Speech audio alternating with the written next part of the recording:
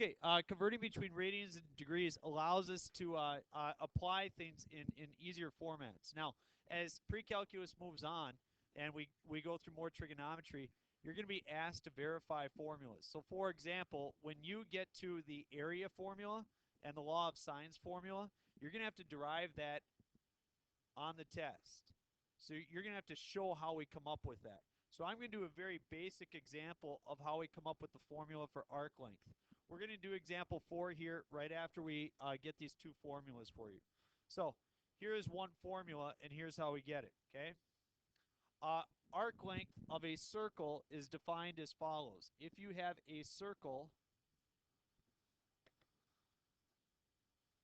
that looks like that, where this is theta,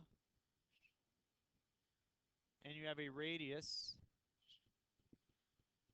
and then you have this portion here, which we would refer to as S, or the arc length.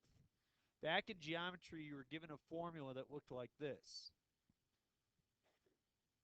S is equal to, well, the entire arc length of a circle would be the circumference, which is 2 pi r. But we're not talking about the entire circle. We're talking about a certain portion of it, right? That portion would be whatever theta divided by 360 is. That would be the proportion that we're talking about. So if theta was 90, we'd be 1/4. So you would take theta over 360 and multiply it by your circumference. And that's what you would get for a formula. Now, that formula looks a little bit bulky. People don't often like it as much. It reduces very nicely if we simply use what we know about radians.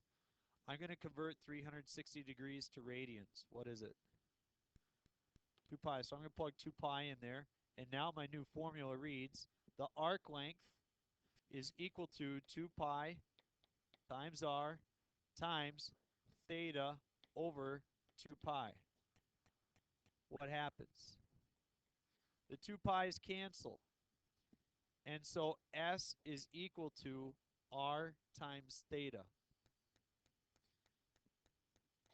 And if you wanted to solve for theta, you could have another formula that would say theta is equal to S over r, if I simply divide both sides by r. So those are two formulas, one having to do with arc length, one having to do with theta. But the key is this, that when you do this, theta must be in radians. If it's not in radians, you can't use it. You have to use the first one. So if you could just simply do a basic conversion to radians, all of a sudden you get to use a formula that's much easier. If we look at the area of a sector again is a pie-shaped piece of a circle. And if we want to know that area, that's what we're looking for. It says that this book uses A for area. Some books use K for area of a sector. A is equal to, well, what's the area of an entire circle? Pi r squared, very good. Times, we're talking about a certain fraction of the circle. How do we express a certain fraction or proportion of the circle? Theta over 360. And that would give you the area of that sector, simply the circumference times whatever proportion it is. So I have that, and now I can write a better formula if I simply substitute pi. 2 pi, excuse me. Area is equal to pi r squared theta over 2 pi. What cancels out? Pi's. And so you're left with area is equal to, they write it as 1/2 r squared theta. If you want to write it as r squared theta over 2, that's fine. But that is those are two very basic examples. Now, I'm not going to do it on this test, but we will later. If I say, show me how you come up with the formula, S equals r theta, you should be able to take this original formula, plug in 2 pi, and show me that you get that through just basic algebra. Question, Jalen?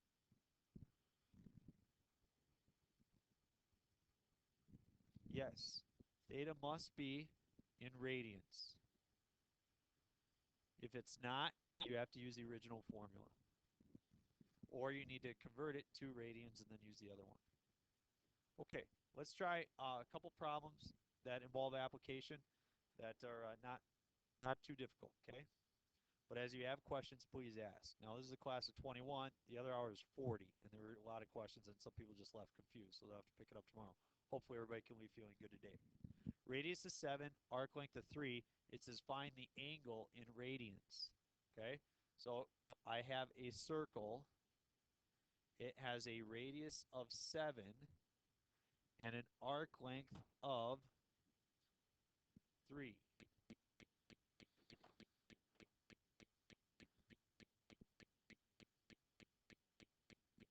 The question is, what is theta? What formula do I use? Theta equals arc length divided by radius. Theta is, what is my arc length? 3. What is my radius? 7. Think about it, you guys. We want to measure this in radians. If I wanted 1 radian, how long would the arc length have to be? 7. You know, if you had 1 radius wrapped around the arc, that would be 1 radian. So 7 over 7.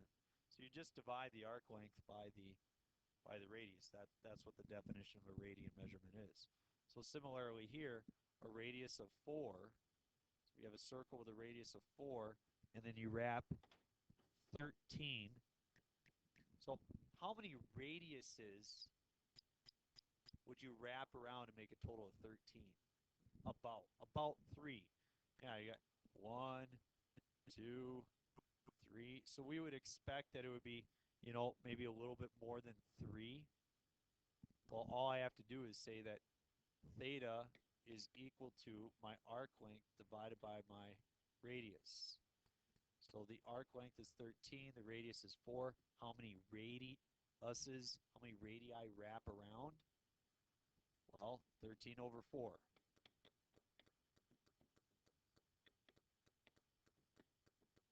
So 3.25 radians. That's what radians mean, the number of radii that wrap around the circle. So 3.25 of these length 4 radiuses wrap around.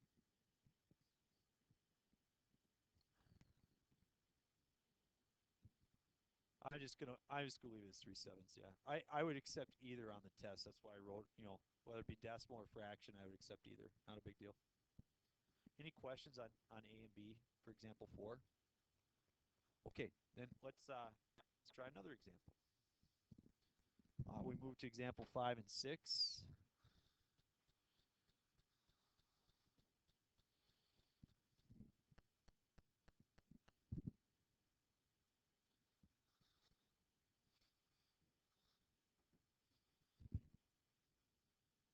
Example 5 says find the length of an arc on a circle of radius 24 that subtends a central angle of 60. So what that means, what they're speaking of geometrically, instead of using the word subtends, I often use the word intercepts.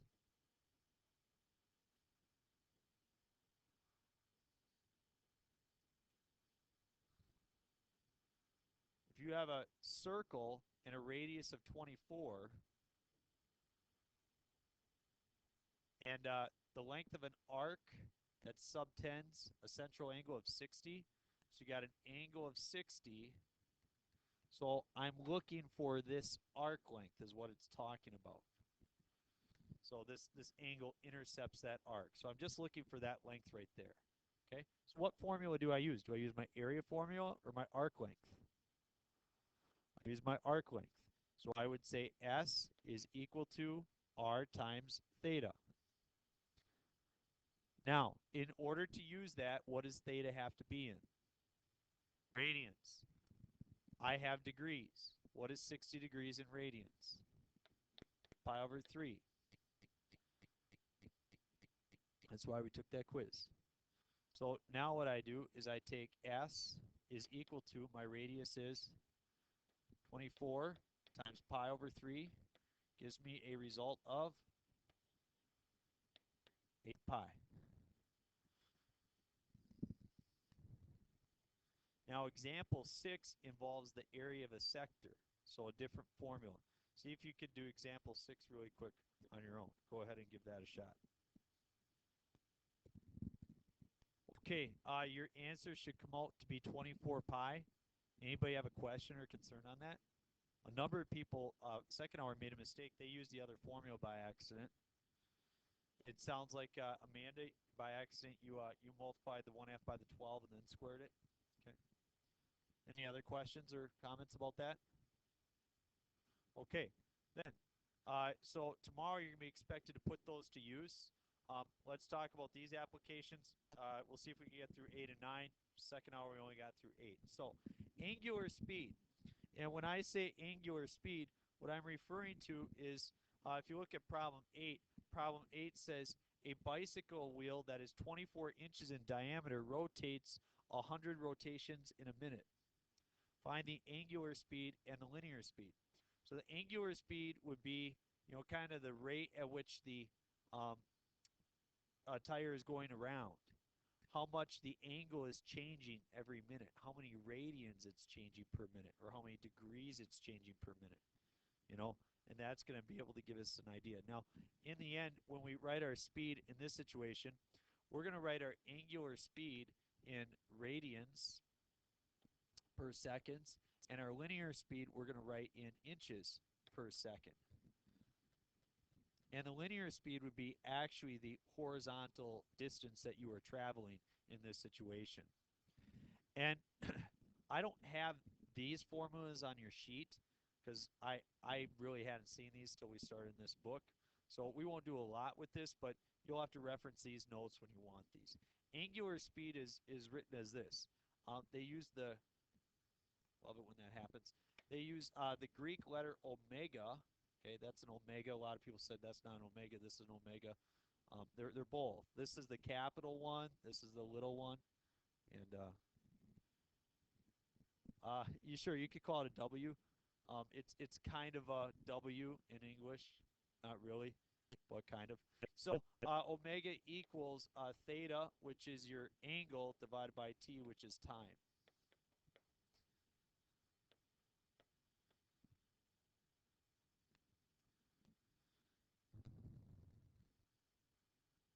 And linear speed, the linear speed would be velocity. We'll say v is velocity, is equal to, we'll say s, which is your distance, which we just wrote a formula for, right? Divided by t, which is, again, time. And we'll show the relationship later on. So, as we look at the problem, it says a bicycle wheel that is 24 inches in diameter rotates 100 rotations in 1 minute. Find the angular speed and the linear speed. So first let's do the angular speed.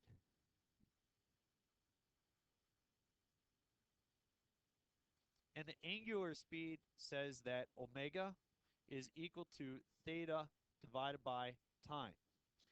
Now, you guys remember that yesterday when we were doing coterminal angles, you can have an angle that is greater than 360 degrees, correct? So let's think in terms of radians. If a tire makes 1 full revolution, what is that measurement in radians? 2 pi. This wheel has rotated a full revolution, 2 pi. In fact, how many revolutions has it made? 2 pi times 100, so 200 pi. That's how many rotations it has made. I'm sorry, that's not how many rotations it's made, 100 rotations. That's the total number of radians which is covered. So that's a very big angle, right? That's going around the circle 100 times.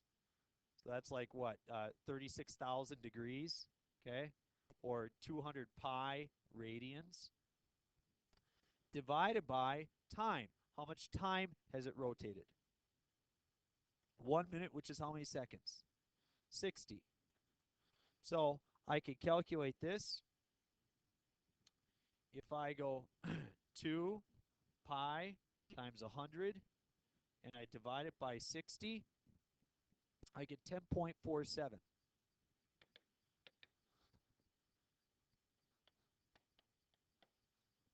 Radians per second. 10.4 radians per second.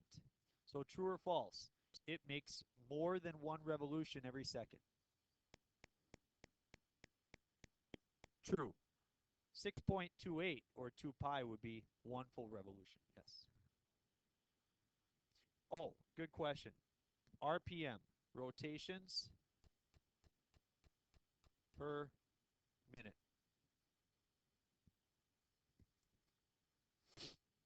So RPM is written as rotations per minute, so we know that is rotated 1 minute. 1 minute, 1,000 or 100 rotations. Any other questions? That was a good question. Taylor Doyle asked many good questions. Excellent questions. And she has many excellent answers. And now she's on YouTube. Now she's embarrassed. Okay. So let's do the next piece. The next piece, linear speed. Linear speed.